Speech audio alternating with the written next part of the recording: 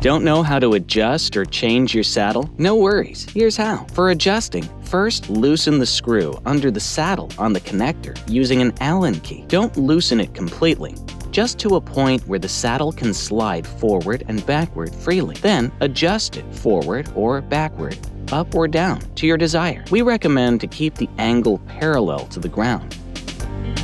For changing your saddle,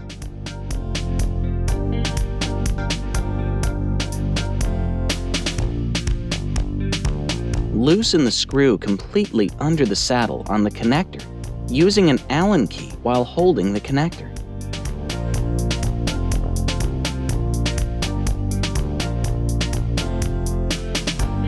Then take off the saddle with the connector. To install your saddle, set up the connector as shown.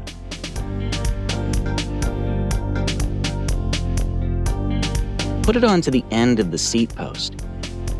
Insert the screw and build the connector as shown.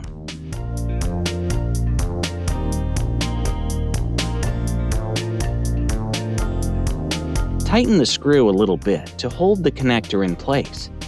Insert your saddle onto the connector. Tighten the screw firmly.